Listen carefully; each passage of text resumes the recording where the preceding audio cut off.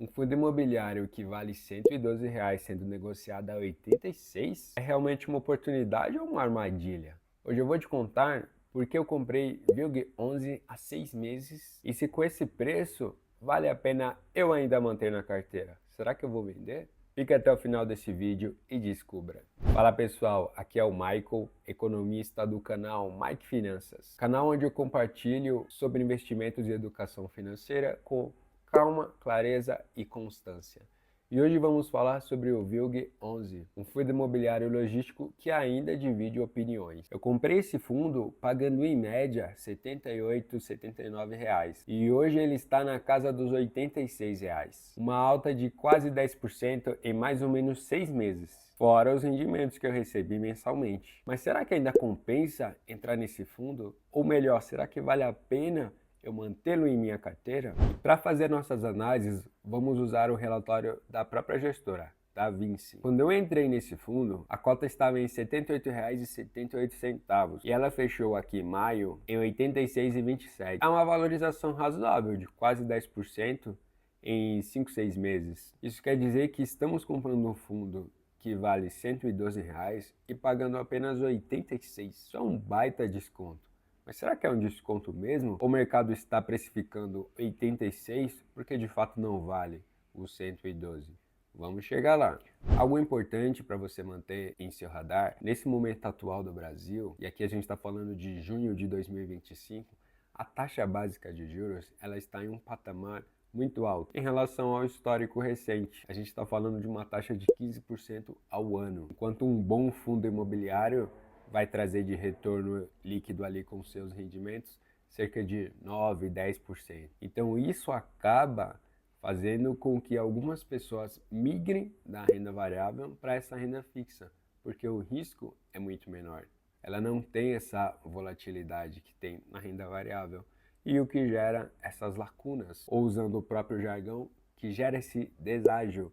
Em termos simples, que gera esse desconto. Quando falamos aqui da distribuição dos proventos, vemos que o fundo mantém uma consistência, na verdade até um pequeno incremento aqui em relação aos meses. Então estamos falando que lá em junho de 24, o resultado do fundo foi 65 centavos por cota, estamos hoje em 69. E ao final de maio, o fundo ainda possui 9 centavos por cota de resultado não distribuído.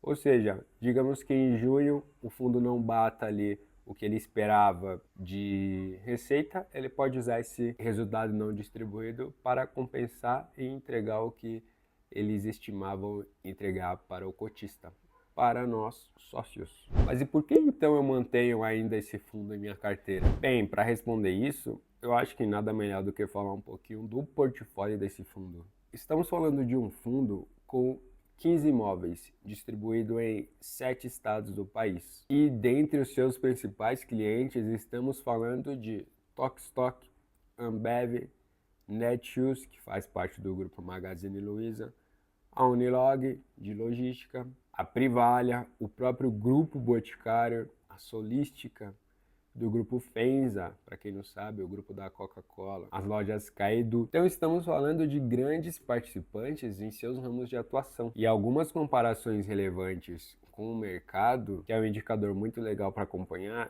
é a receita média de aluguel por metro quadrado. O VILG 11 trouxe aí em maio uma média de R$ 23 por metro quadrado.